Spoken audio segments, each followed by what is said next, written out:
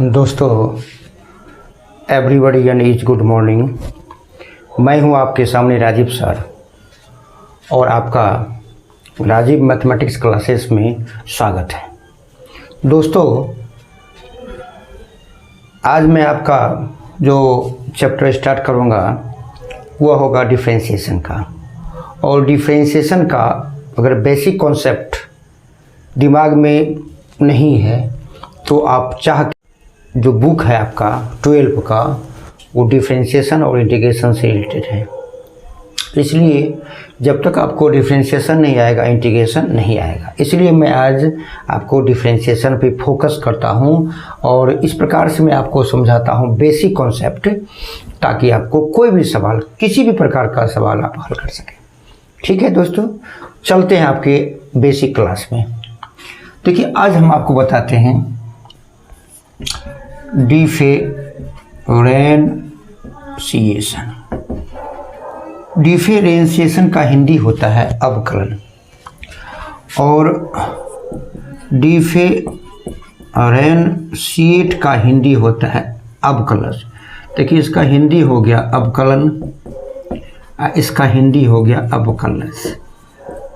और हम लोग प्रायः डिफरेंशिएशन ही बोलेंगे और डिफरेंशिएट ही बोलेंगे। ठीक है, आप डिफरेंशिएशन और डिफरेंशिएट का अर्थ थोड़ा समझिए। मान लेते हैं कि कोई फंक्शन आपका y है, y बराबर क्या आपका है sin x, तो y बराबर sin x फलन आपका है, तो y बराबर sin x।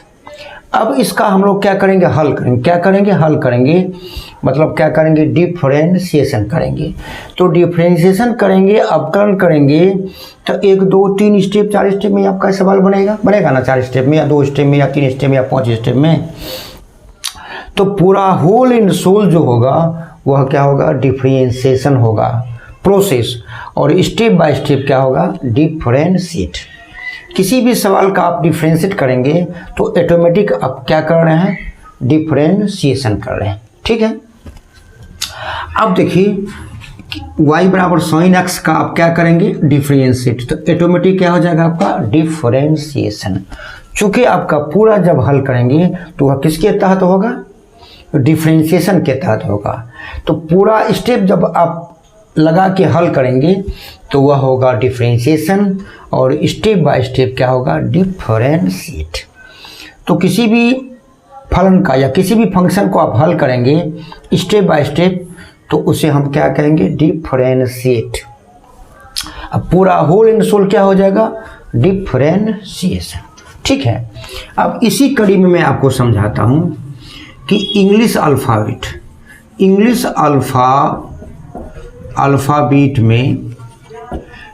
अल्फ़ाबेट में कुल कितने अक्षर होते हैं, 26।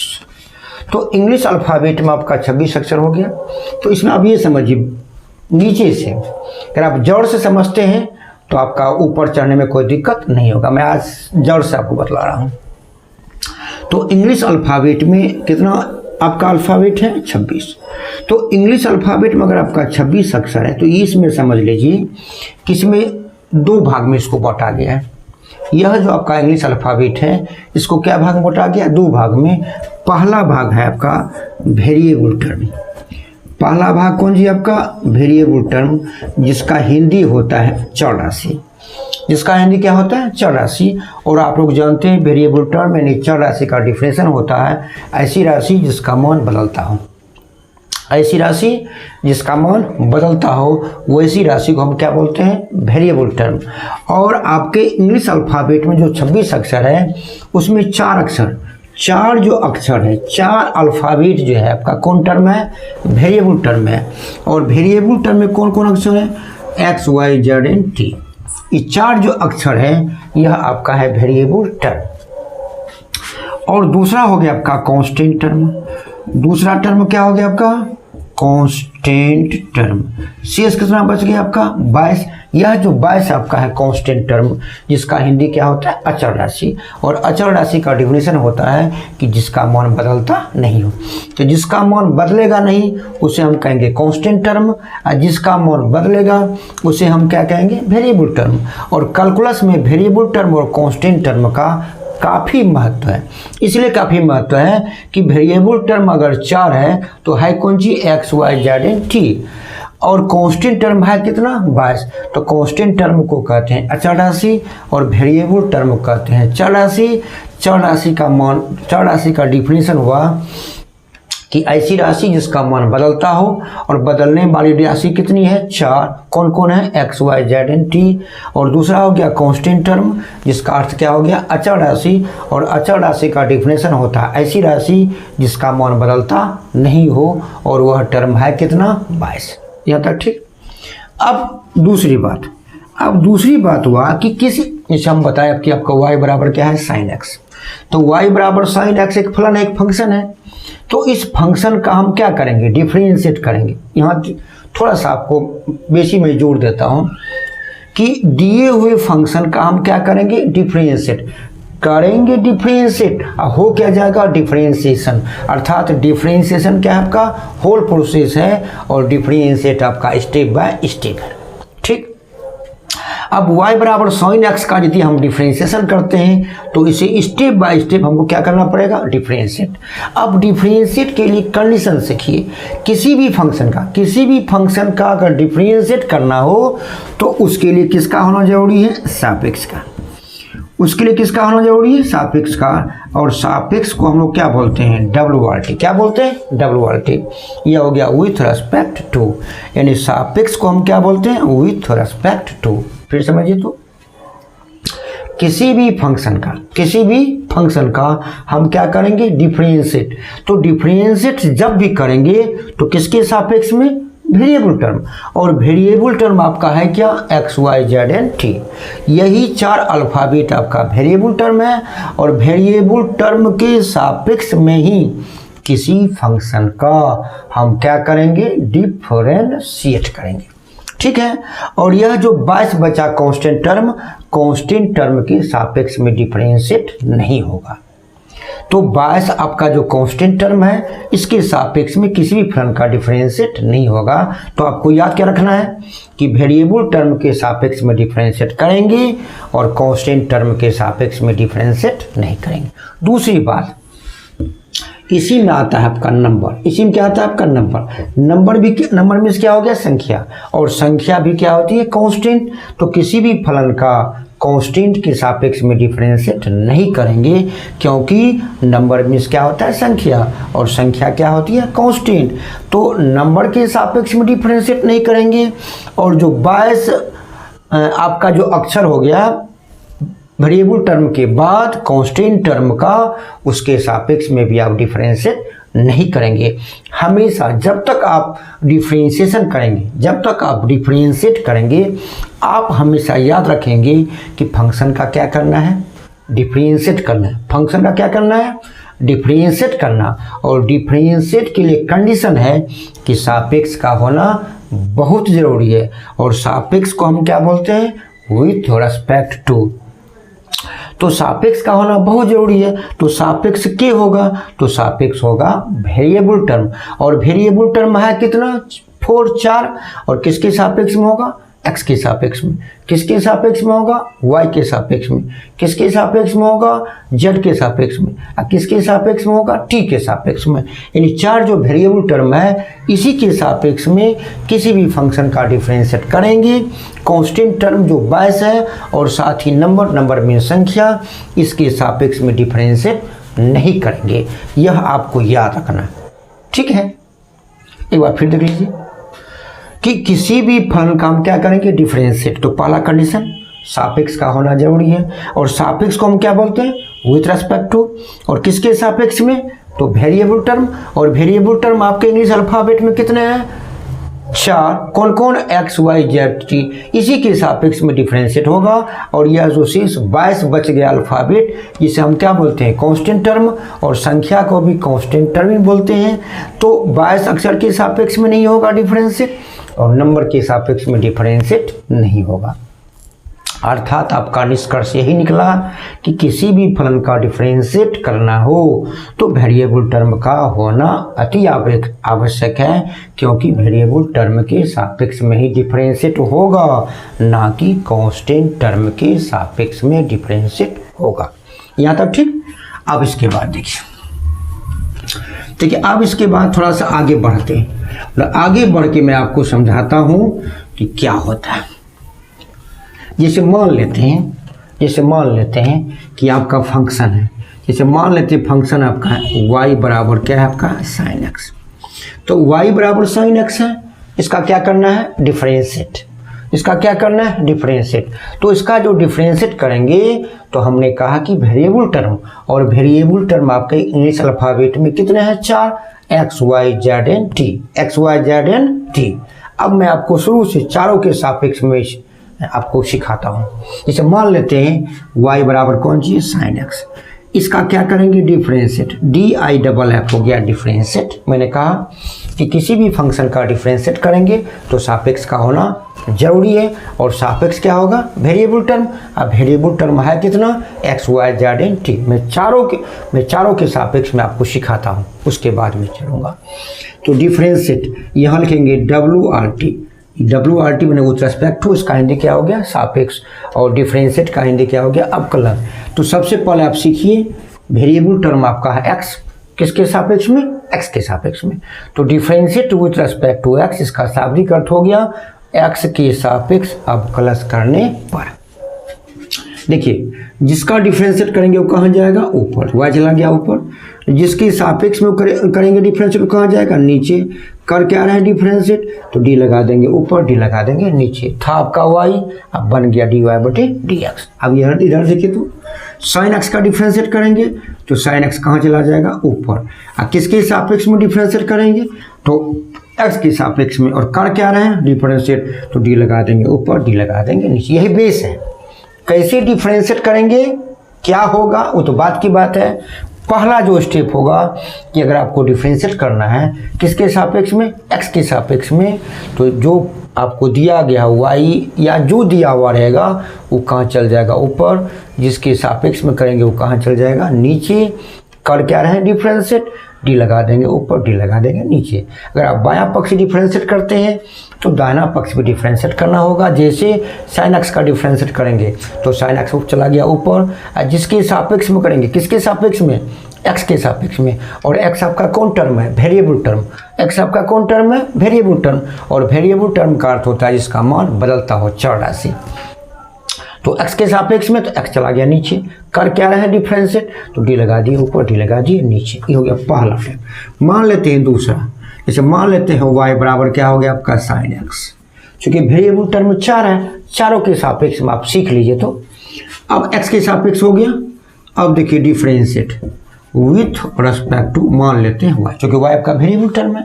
तो इस वेरिएबल टर्म के सापेक्ष में भी आप डिफरेंशिएट सीखिए। तो फिर बोलिए जिसका डिफरेंशिएट करेंगे वो कहाँ जाएगा ऊपर, और जिसके सापेक्ष में करेंगे वो कहाँ जाएगा नीचे।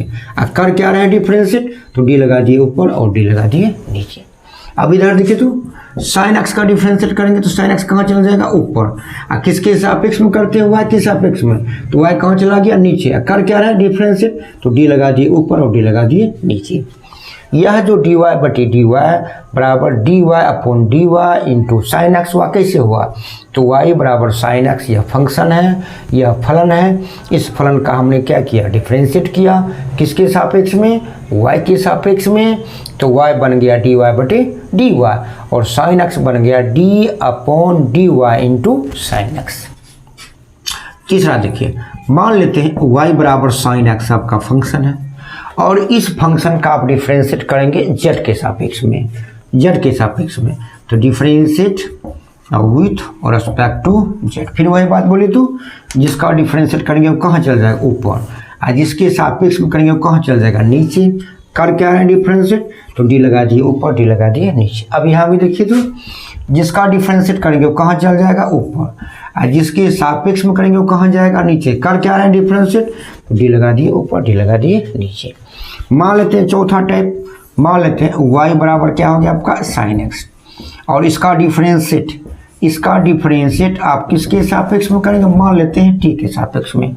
फिर समझ लीजिए, यहाँ हमने किसके सापेक्ष में किया x के सापेक्ष में, यहाँ हमने किसके सापेक्ष में किया y के सापेक्ष में, यहाँ हमने किसके सापेक्ष में किया z के सापेक्ष में, और यहाँ हम किसके सापेक्ष में कर रहे हैं t के सापेक्ष में। तो जिसका डिफरेंशिएट करेंगे वो चल जाएगा ऊपर, जिसके सापेक्ष में चल जाएगा नीचे। करण है डिफरेंशिएट, डी लगा दिए ऊपर, डी लगा दिए नीचे। यहाँ भी देखिए साइन एक्स का डिफरेंशिएट करेंगे चल जाएगा ऊपर, किसके सापेक्ष में, टी के सापेक्ष में करेंगे चल जाएगा नीचे। करण है डिफरेंशिएट, डी लगा दिए ऊपर, डी लगा दिए नीचे। यह जो आपका चार जो हुआ variable term x Y z t, चारों के सापेक्ष में किसी भी फलन का इसी प्रकार से डिफरेंशिएट होता है।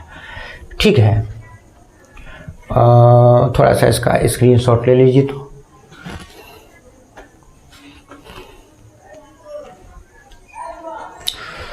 उम्मीद है कि आपने इसका स्क्रीनशॉट ले लिया होगा। अगर समझ में आ रहा है कि डिफरेंशिएट का बेसिक कॉन्सेप्ट क्या होता है, अगर बेसिक कॉन्सेप्ट आपको समझ में आ रहा है तो आप राजीव मैथमेटिक्स क्लासेस को लाइक कर दीजिए। अगर नए हैं तो चैनल को सब्सक्राइब कर दीजिए, बेल की घंटी बजा के ऑल कर दीजिए। ठीक है, अब देखिए आगे बढ़ते हैं। तो हो गया आपका बेसिक कॉन्सेप्ट। अब इसी बेसिक कॉन्सेप्ट में आपका फार्मूला आता है। अगर उस फार्मूला को आप देख लिए, और हम हमेशा बोलते हैं क्लास में कि अगर फार्मूला आपको याद नहीं होगा या फार्मूला का बेसिक कॉन्सेप्ट आपको नहीं होगा तो आप किसी भी से जो टीचर बतलाते हैं तो जो बतला है उसको तो आप समझ लेते हैं, जो नहीं बतला है टीचर, अगर आपका बेसिक कॉन्सेप्ट गड़बड़ है तो आप जो टीचर नहीं बतला है उसको आप डिफरेंशिएट नहीं कर सकते हैं। इसलिए टीचर बताए या टीचर नहीं बताए, अगर बेसिक कॉन्सेप्ट हो तो उसी आधार पे, जिस आधार पे टीचर बतलाए हैं उसी आधार पे नहीं बतलाने वाले सवाल को भी आप डिफरेंशिएट कर सकते हैं, बशर्ते आपको फार्मूला, बशर्ते कैलकुलस में आपको डिफरेंशिएट या डिफरेंशिएशन का फार्मूला आपको याद होनी चाहिए। अगर याद हुआ या समझ लिए तो हिसाब बनाने में कोई दिक्कत नहीं होगी। अगर नहीं समझ लिए या याद नहीं है तो आपको दिक्कत ही होगी। देखिए पहला, देखिए डिफरेंशिएशन का पहला फार्मूला होता है, देखिए D upon D x into u plus भी। देखिए इसे बोलते हैं D upon D x into u plus भी, जोड़ का है। अब इसका जो डिफरेंशिएट होगा, देखिए यह D upon D x you के साथ भी होगा और डी अपॉन डी एक्स भी के साथ भी। देखिए यह फार्मूला हो गया D you upon D x plus D भी अपॉन डी एक्स। तो इसे किसे पढ़ेंगे, d upon D x into u plus v, और इसका फार्मूला हो गया D you upon D x plus D v बटे डी एक्स। देखिए दूसरा फार्मूला, देखिए D upon D x into u minus v. अब देखिए ये प्लस का हो गया या माइनस का हो गया तो इसका अलग अलग होता है, यू का भी डिफरेंशिएट हो जाएगा और भी का, तो यह हो जाएगा D you upon D x minus D भी अपॉन डी एक्स। ये दो हो गया, प्लस का भी हो गया माइनस का भी होगा। और जहाँ डी अपॉन डी एक्स लग जाएगा वो डिफरेंशिएट हो गया, जहाँ डी अपॉन डी एक्स लग गया वहाँ डिफरेंशिएट हो गया। नंबर देखिए तीसरा, देखिए D upon D x into U into V, गुना, जोड़ हुआ, घटा हुआ, गुना हुआ, इसे कहते हैं आपका प्लस, ये हो गया माइनस, ये हो गया इंटू। अब इसका देखिए याद करते हैं गुना का, क्या को फंक्शन है, दो फंक्शन है, तो ये हो गया पहला फंक्शन, ये हो गया सेकेंड फंक्शन। तो यू फंक्शन यानी पहला फंक्शन का डिफरेंशिएट होगा, दूसरे फंक्शन का डिफरेंशिएट नहीं होगा, प्लस दूसरे फंक्शन का डिफरेंशिएट होगा, पहले फंक्शन का डिफरेंशिएट नहीं होगा। जिसका डिफरेंशिएट होगा उसमें डी अपॉन डी एक्स लग जाएगा, और जिसका डिफरेंशिएट नहीं होगा उसमें डी अपॉन डी एक्स नहीं लगेगा। ये हो गया D you upon D x into V plus D भी upon D x into U, ये हो गया आपका गुना का। नंबर देखिए 4, देखिए D upon D x into हो गया यू बाई भी, ये भाग के रूप में होगा। तो भाग के रूप में होगा जब तक आपको फार्मूला समझ में नहीं होगा, जब तक फार्मूला का कॉन्सेप्ट आपके माथा में नहीं होगा। हिसाब तो भिन्न भिन्न तरह का रहेगा, अब भिन्न भिन्न तरह रहेगा तो भिन्न भिन्न तरह का फार्मूला माथा में सीट रहेगा तभी होगा, नहीं तो नहीं होगा। यह क्या हो जाता है, यह हो जाता है d you upon D x into v, माने यू का डिफरेंशिएट होगा, भी का नहीं होगा, माइनस यह हो गया डी भी upon D x into you, नीचा का इसका, नीचा आपका भी है तो हो गया भी का स्क्वायर। तो जोड़ का भी हो गया, घटा का भी हो गया, गुना का भी हो गया और भाग का भी होगा। अब देखिए नंबर 5, देखिए डी अपॉन डी एक्स, ये हो गया x to the power n. देखिए x to the power n, x हो गया आपका वेरिएबल टर्म और n हो गया आपका नंबर, नंबर मीन्स संख्या। तो नीचा आपका वेरिएबल टर्म हो, ऊपर संख्या हो, संख्या मीन्स कांस्टेंट, नीचा वेरिएबल टर्म ऊपर कांस्टेंट, तो इसका भी डिफरेंशिएट होता है और इसका डिफरेंशिएट होता है nx to the power n minus 1 से। नंबर देखिए 6, देखिए d upon D x into C. देखिए सी क्या हो गया कांस्टेंट, सी क्या हो गया कांस्टेंट, कांस्टेंट में आ गया आपका नंबर, जितनी आपके पास संख्या है सबका सब हो गया कांस्टेंट। और इंग्लिश अल्फ़ाबेट में 26 अक्षर होते हैं, तो 4 हो गया आपका वेरिएबल टर्म और जो 22 बच गया उसे भी हम क्या बोलते हैं कांस्टेंट, और कांस्टेंट का डिफरेंशिएट क्या होता है 0। नंबर देखिए 7, D upon D x into C X. देखिए सी एक्स में ये देखिए कि सी हो गया कांस्टेंट, कांस्टेंट माने इंग्लिश अल्फ़ाबेट का 22 अक्षर, और एक्स हो गया आपका वेरिएबल टर्म, सी क्या हो गया इंग्लिश अल्फ़ाबेट का 22 अक्षर प्लस संख्या, और एक्स क्या हो गया वेरिएबल टर्म। अगर कांस्टेंट के साथ वेरिएबल टर्म हो तो कांस्टेंट यानी सी बाहर हो जाती है और वेरिएबल टर्म का डिफरेंशिएट हो जाता है, यानी सी चला गया बाहर और एक्स का डिफरेंशिएट हो गया। इसके बाद देखिए तो 8 नंबर, देखिए D upon D x, D upon D x. देखिए अब इसके बाद देखिए लॉग एक्स का, देखिए लॉग एक्स अगर कहीं मिलेगा लॉग एक्स तो इसका डिफरेंशिएट का फार्मूला होता है 1/x। 9 देखिए डी अपॉन डी एक्स, अगर लॉग एक्स रहेगा तो इसका डिफरेंशिएट क्या होगा 1/x, 1/x। अब देखिए अगर रूट एक्स रहेगा ये बराबर मिलेगा तो इसका फार्मूला होता है 1/2 रूट एक्स। तो लॉग एक्स भी मिलेगा और रूट भी मिलेगा, तो लॉग एक्स का डिफरेंशिएट हो गया 1/x और रूट एक्स का डिफरेंशिएट हो गया 1/2 रूट एक्स। तो ई सिंपल फार्मूला हुआ। अब देखिए इसके बाद त्रिकोणमितीय अनुपात क्या होता है 6 गुण, और त्रिकोणमितीय अनुपात को ही हम क्या बोलते हैं त्रिकोणमितीय फलन या त्रिकोणमितीय तारतम्य। तो यह जो 6 फार्मूला है वो भी 6 फार्मूला आपको दिमाग में रखना पड़ेगा। देखिए नंबर 10, देखिए डी अपॉन डी एक्स, देखिए साइन एक्स। देखिए इस साइन एक्स आप कलेक्शन कर लेंगे और फार्मूला को हमेशा याद रखेंगे। देखिए साइन एक्स का डिफरेंशिएट फार्मूला होता है कॉस एक्स। देखिए इसका प्रूफ भी होता है, इसका प्रूफ होता है तो 11th में अगर पढ़े होंगे तो इसका प्रूफ होता है।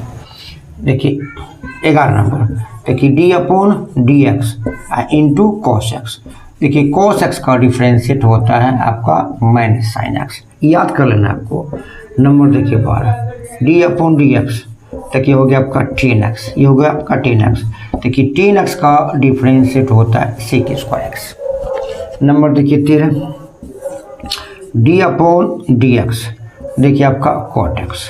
देखिए कॉट एक्स का होता है माइनस कॉसेक स्क्वायर एक्स। और नंबर देखिए 14, डी अपॉन डी एक्स, किसका सेक एक्स का। देखिए सेक एक्स का डिफरेंस होता है सेक एक्स इंटू 10x। उसका देखिए नंबर 15, देखिए D upon D x into cosec x, cosec x इसका होता है minus cosec x into cot x. अगर सिंपली इतना फार्मूला आपके माथा में अट जाएगा और जैसे मैंने कहा वैसा अगर आपके दिमाग में सेट हो गया तो हम समझते हैं कि इतना फार्मूला से हम बहुत हद तक, जड़ आपका यही है, फंडामेंटल आपका फार्मूला यही है। इस फंडामेंटल फार्मूला को अगर हम आत्मसात कर लेते हैं, अपने दिल में बिठा लेते हैं, माथा में बिठा लेते हैं। अब देखिए इसके बाद हम आपको चैप्टर स्टार्ट करेंगे, और जब आपका चैप्टर स्टार्ट करेंगे तो आप देखिएगा कि अगर इस फार्मूला को माथा में थोड़ा थोड़ा भी हटाते जाएंगे तो आप कैलकुलस ही है, अब डिफरेंशिएशन ही आपको मिलेगा। तो डिफरेंशिएशन का अगर जड़ आपको पता नहीं होगा तो कैसे आप बनाएंगे, इसलिए जड़ का होना अति आवश्यक है। अब मैं आपको बतलाऊंगा एक्सरसाइज 5.2, चूँकि 5.2 से ही आपका डिफरेंशिएशन स्टार्ट है, और जब डिफरेंशिएशन आपका स्टार्ट है 5.2 से तो 5.2 में देखेंगे आप कि यह सब फार्मूला का उपयोग होता है कि यह सब फार्मूला का उपयोग नहीं होता है। आप निसंदेह मान लीजिए कि इनमें सब फार्मूला का कहीं ना कहीं डिफरेंशिएशन में उपयोग होता है। और आप ये दिल में आत्मसात कर लें कि इसको दिमाग में बैठाना है तो दिमाग में बिठाना है। और दिमाग में जब बिठा देंगे तो आप देखिएगा एक्सरसाइज 5.2 जब डिफरेंशिएशन का स्टार्ट करते हैं तो आपको लगेगा कि हम भी बना सकते हैं, आपको अपने लगेगा कि हम भी बना सकते हैं। ठीक है, अगर लगता है कि यह फार्मूला आपके लिए सही है या आपके लिए अच्छा है तो आप राजीव मैथमेटिक्स क्लासेस को लाइक कर दीजिए और सब्सक्राइब कर दीजिए और बेल की घंटी बजा दीजिए। इसको लिखिए, स्क्रीनशॉट कर लीजिए सब, उसके बाद हम आते हैं।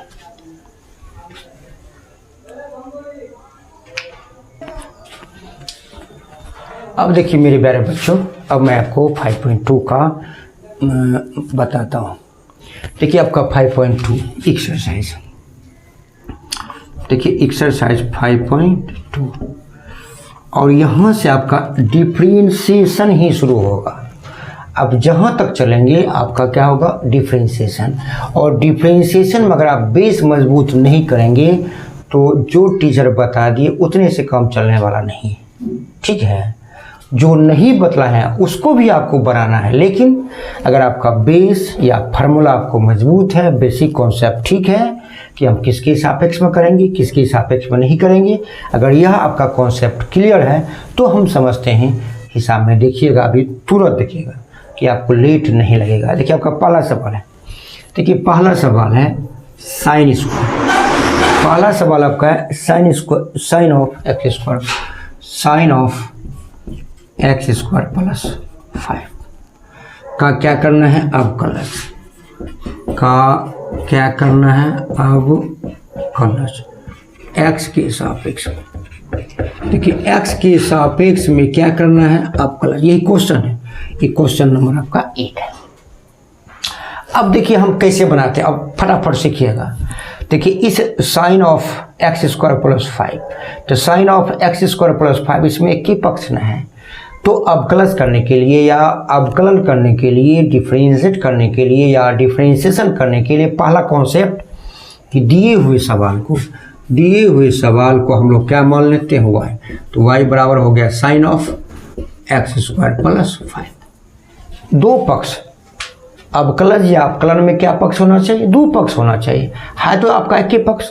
तो जब तक दो पक्ष नहीं बनाएंगे तब तक आपका स्टार्टिंग गड़बड़ होगा। तो sine of x square plus 5 को हमने क्या माना, y। देखिए यह हो गया LHS, यह हो गया RHS, दो पक्ष हो गया। अब लिखना है आपको, हैबिट बनना, लिखना है अवकलज किसके सापेक्ष में, x के सापेक्ष में। तो यहाँ आपको लिखना है differentiate with respect to x। तो ये आपका सवाल हो गया। सवाल के नीचे आप हैबिट बनाएंगे, जिसके सापेक्ष में कहेगा x के सापेक्ष में लिखेंगे तो differentiate with respect to x। अगर y के सापेक्ष में कहेंगे तो differentiate with respect to y। अगर z के सापेक्ष में कहेंगे तो differentiate with respect to z। और t के सापेक्ष में कहेंगे तो differentiate with respect to t। अगर कहेगा पहुंच के सापेक्ष में तो आप बताइए क्या है पहुंच, क्या है कांस्टेंट। क्या कांस्टेंट के सापेक्ष में डिफरेंशिएट होता है, तो डिफरेंशिएट विथ रिस्पेक्ट टू 5 अगर कहते हैं तो कांस्टेंट के सापेक्ष में डिफरेंशिएट नहीं होता है, इसलिए यह कहना आपकी बेवकूफ़ी है। अगर हम कहेंगे कि डिफरेंशिएट आप कीजिए a के सापेक्ष में, तो बोलिए a क्या है, कांस्टेंट, तो a के सापेक्ष में भी आपका डिफरेंशिएट नहीं होगा। अर्थात ये समझ लीजिए कि इंग्लिश अल्फ़ाबेट में 4 अक्षर x, y, z, n, t को छोड़ दीजिए। अब 22 जो अक्षर बचा, अब 22 अक्षर में कह दें कि इन्होंने p के सापेक्ष में डिफरेंशिएट कीजिए, तो आप क्या कहिएगा कि सर p क्या है, कांस्टेंट, और कांस्टेंट के सापेक्ष में डिफरेंशिएट नहीं होगा। हम कहेंगे कि तुम c के सापेक्ष में डिफरेंशिएट कर दो, तो क्या बोलेंगे, c क्या है, कांस्टेंट, और कांस्टेंट के सापेक्ष में डिफरेंशिएट नहीं होगा। हम कहेंगे 100 के सापेक्ष में डिफरेंशिएट करो, तो 100 क्या है, कांस्टेंट, और कांस्टेंट के सापेक्ष में डिफरेंशिएट नहीं होगा। तो पहला फंडा आप समझे, पहला फंडा है कि किसी का डिफरेंशिएट करना है तो वेरिएबल टर्म का होना अति आवश्यक है। और वेरिएबल टर्म आपका है क्या, x है, y है, z है, t है। तो 4 में से किसी एक के सापेक्ष आप डिफरेंशिएट कर सकते हैं, लेकिन आपको सवाल में दिया हुआ है किसके सापेक्ष में, x के सापेक्ष में। तो आपकी मजबूरी है कि differentiate with respect to x यहाँ लिखना पड़ेगा। ठीक है, आगे चलते हैं। अब जिसका डिफ्रेंशिएट करते हैं, y करते हैं तो y कहाँ चला गया, ऊपर। y का डिफ्रेंशिएट करेंगे तो y कहाँ चला गया, नीचे। और जिसके सापेक्ष में करते हैं वो कहाँ चला गया, नीचे। तो y का हमने डिफ्रेंशिएट किया तो y चला गया ऊपर, x के सापेक्ष में हमने डिफ्रेंशिएट किया तो x कहाँ चला गया, नीचे। और कर क्या रहे हैं डिफ्रेंशिएट, तो d लगा दिए ऊपर, d लगा दिए नीचे। अगर आप बायां तरफ डिफ्रेंशिएट करते हैं तो दाहिना तरफ भी आपको डिफ्रेंशिएट करना होगा। तो दाहिना तरफ है क्या, sine of x square plus 5। इसका डिफ्रेंशिएट करेंगे कहाँ चल जाएगा, ऊपर। और किसके सापेक्ष में, एक्स के सापेक्ष में करेंगे कहाँ चल जाएगा, नीचे। और कर क्या है डिफ्रेंशिएट, तो डी लगा देंगे ऊपर, डी लगा देंगे नीचे। कितना आराम की बात है, आराम से आप इसको डिफ्रेंशिएट कर सकते हैं। आप थोड़ा सा समझना चाहिए। आप कैसे करेंगे डिफ्रेंशिएट, तो पहले करेंगे sine of x square plus 5 का, यह हो गया आपका पूरा, यह क्या हो गया पूरा। अब साइन खत्म, किसका करेंगे, एक्स स्क्वायर प्लस 5 का। अब एक्स स्क्वायर प्लस 5 में कि प्लस है, तो अभी हम आपको u प्लस v का फार्मूला सिखाएं कि u का भी डिफ्रेंशिएट हो जाता है, v का भी, तो एक्स स्क्वायर का भी डिफ्रेंशिएट हो जाएगा और 5 का भी डिफ्रेंशिएट हो जाएगा। फिर समझिए, तो पहले किसका करेंगे, sine of x square plus 5 पूरा का करेंगे, तब किसका करेंगे, एक्स स्क्वायर प्लस 5 का। और एक्स स्क्वायर प्लस 5 का करेंगे तो कौन फार्मूला से, u प्लस v फार्मूला से। तो u प्लस v का फार्मूला अभी हम तुरंत बताए हैं कि u का भी डिफ्रेंशिएट होगा, v का भी डिफ्रेंशिएट होगा, अब बीच में क्या हो जाएगा, प्लस। ठीक है, अब इसका डिफ्रेंशिएट करते हैं। तो इसमें लिखना पड़ेगा d/dx into sine of x square plus 5। तो पहले पूरा कर लेंगे, फिर देखिए इंटू, आपकी बार किसका डिफ्रेंशिएट करेंगे बोले तो एक्स स्क्वायर प्लस 5 का। पहले हम करेंगे पूरा का, तब करेंगे आधा का। अब देखिए यहाँ d/dx इंटू साइन ऑफ, यह हो गया एक्स स्क्वायर प्लस 5। अभी देखिए आपको जोड़ में u प्लस v का फार्मूला नंबर 1 आपको बताए हैं कि अगर u प्लस v के रूप में रहेगा तो u का भी डिफ्रेंशिएट होगा और v का डिफ्रेंशिएट हो जाएगा। ठीक हो जाएगा, d/dx into x square plus d/dx into 5 हो गया। अब कैसे करेंगे इसका डिफ्रेंशिएट, आप लोग सीखे तो एक्स स्क्वायर प्लस 5 को मान लीजिए एक्स स्क्वायर प्लस 5 क्या मान लेंगे, x। ये हो गया साइन एक्स। अभी हम साइन थीटा का फार्मूला सीखा है, तो साइन थीटा का फार्मूला क्या होता है, कॉस थीटा। तो वहाँ थीटा है तो थीटा, यहाँ अगर x मान लेते हैं साइन एक्स, तो इसका डिफरेंशिएट क्या होगा, कॉस एक्स। तो कॉस एक्स होगा तो कॉस दिए, और x किसको माने है, एक्स स्क्वायर प्लस 5 को, तो एक्स स्क्वायर प्लस 5 दे दिए। देखिए इंटू, अब देखिए d/dx इंटू एक्स स्क्वायर, आपको फार्मूला बताए हैं, क्या बताया formula, d/dx into x to the power n। तो x to the power n का फार्मूला क्या होता है, nx to the power n-1। तो पावर हो गया आगे, x हो गया पीछे, पावर में 1 आपका घट गया। ये कब होगा, जब आपको जो फार्मूला बतला है, फार्मूला को दिमाग में रखेंगे तब। देखिए प्लस 5 क्या है, बोलिए कांस्टेंट, 5 है नंबर, 5 क्या है नंबर मीन्स कांस्टेंट, और कांस्टेंट का डिफरेंशिएट क्या होता है, जीरो। हम लिखा है आपको d/dx इंटू सी, d/dx इंटू सी, जहाँ सी क्या है कांस्टेंट, और कांस्टेंट का डिफरेंशिएट क्या होता है, जीरो। देखिए अभी जो हम आपको फार्मूला बतलाए हैं उसका उपयोग हुआ कि नहीं, देखिए साइन एक्स का यानी साइन थीटा का उपयोग हो गया। देखिए एक्स स्क्वायर यानी x to the power n का उपयोग हो गया, ई 5 हो गया कांस्टेंट, तो सी वाला फार्मूला उपयोग हो गया ना। तो फार्मूला को आप देख लेंगे, तो हो गया cos of x square plus 5 into हो गया आपका 2 - 1 तो 1, और 1 दे कि 1 नहीं दे, तो ये हो गया 2x। और 2x में अगर 0 जोड़ते हैं तो हो गया आपका 2x। अब इसी को ऐसा करते हैं, 2x को आगे कर देते हैं, हो गया 2x cos of x square plus 5। ये किसका मान हो गया, dy/dx का। यही आपसे कह रहा है कि x के सापेक्ष में क्या करें, अवकलज करें। बताइए आपका भारी है भारी नहीं ना। वो जो फार्मूला आपको जो फार्मूला बतलाए, उस फार्मूला को आप क्या करेंगे, घर में वीडियो को देखेंगे, वीडियो को देख के दिमाग में हटाने का प्रयास करेंगे। अगर वीडियो को आप 2 बार 3 बार देख लेते हैं तो हम समझते हैं फार्मूला को प्रैक्टिस के द्वारा। अभी तो स्टार्ट किए हैं, फिर ही मिलेगा आपको स्टार्टिंग की। अगर स्टार्टिंग आपका अच्छा होगा तो अंतिम भी आपका अच्छा होगा। और हम समझते हैं कि आप इसको हल्का सा, ये तो मैं हल्का सा झांकी दिया, अगले एपिसोड में मैं आपको 5.2 से ही स्टार्ट किया हूँ, तो स्टार्ट कर ही रहेगा। 1 बतला है, 2, 3, 4 कल बतलाएंगे। ठीक है, धन्यवाद।